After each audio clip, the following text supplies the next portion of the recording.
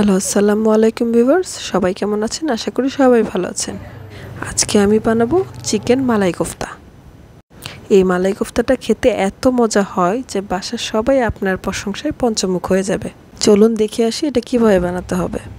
প্রথমে আমি একটা ব্লেন্ডারে নিয়ে নিব হাড় ছাড়া 1 কাপ মুরগির মাংস, 1 টেবিল চামচ আদা বাটা, আধা টেবিল চামচ রসুন বাটা, কিছু পেঁয়াজ কুচি এবং সাথে কিছু ধনেপাতা কুচি।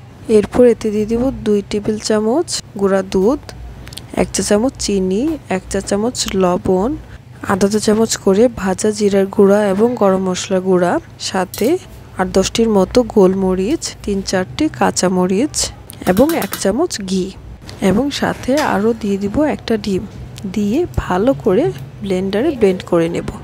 আর হ্যাঁ, গুঁড়া দুধের বদলে কিন্তু লিকুইড দুধও ব্যবহার করা যেতে পারে। ব্লেন্ডারে মুরগির মাংসটা ব্লেন্ড করার সময় একটু নরম মনে হচ্ছিল, তাই আমি 2 পিস পাউরুটিও অ্যাড করে নিয়েছি। এরপর একটা প্যানের মধ্যে কিছুটা তেল দিয়ে দিব চিকেনের কোফতাগুলো ভাজার জন্য। হাতের মধ্যে কিছুটা ঘি মাখিয়ে কোফতার আকারে গোল গোল করে ভেজে নিতে হবে। মিডিয়াম আঁচে লাল লাল করে কোফতাগুলোকে ওলটপালট করে ভেজে নিতে হবে। এই পর্যায়ে ভাজার সময় অনেক সুন্দর একটা ফ্লেভার আসছিল। এই চিকেনগুলো ভেজে নেওয়ার পর 2-3টা তো আমি আর আমার মেয়ে এভাবেই খেয়ে নিয়েছি। এভাবেই অনেক বেশি মজা লাগছিল। কোফতা ভাজার তেলের মধ্যেই আমি দিয়ে দিব 3-4টে তেজপাতা, এলাচ, দারচিনি এবং 6-7টি আস্ত গোলমরিচ। এরপর 4 টেবিল চামচের মতো দিয়ে দিতে হবে পেঁয়াজ বাটা, আর 1 টেবিল চামচ করে দিয়ে দিব আদা এবং রসুন বাটা। আমার পেঁয়াজ বাটাটা ফ্রিজে ফ্রোজেন করা ছিল, আপনারা ফ্রেশটাও বেটে দিয়ে দিতে পারেন। এই বাটা মশলাগুলো আমি তেলের মধ্যে ভালো করে একটু ভেজে নেব।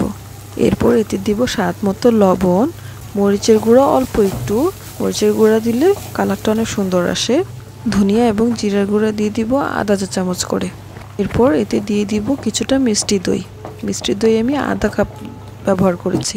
আপনাদের কাছে মিষ্টি দই না থাকলে টক দইও দিয়ে দিতে পারেন। টক দইয়ের সাথে 2 টেবিল চামচ চিনি মিশিয়ে দিয়ে দিলেই হয়ে যাবে।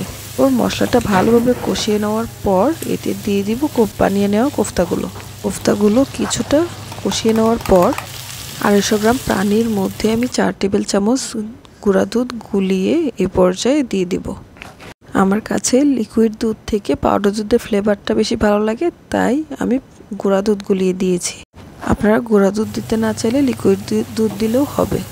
এই কোফতাটা রান্না করার সময় আমি কোনো পানি ব্যবহার করিনি, দুধের মধ্যে রান্না করেছি। সবার লাস্টে এই কোফতার মধ্যে আমি দিয়ে দিব ধনেপাতা কুচি এবং 1 চা চামচ দিয়ে দিব ঘি। শেষ। এবার যে যেমন গ্রেভি পছন্দ করেন সেরকম গ্রেভি রেখে কোফতাগুলোকে নামিয়ে নিতে হবে। এই চিকেন মালাই কোফতাটা যে এত মজা হয়েছিল, বাসার সবাই খেয়ে অনেক বেশি প্রশংসা করেছে। কোফতা তো আপনারা অনেকভাবে রান্না করেছেন, এভাবে একবার ট্রাই করে দেখবেন, অনেক বেশি মজা হয়। যাদের কাছে আমার এই আনাড়ি হাতের ভিডিওগুলো ভালো লাগে তারা প্লিজ লাইক, কমেন্ট এবং সাবস্ক্রাইব করে দিবেন। ওকে, আল্লাহ হাফেজ।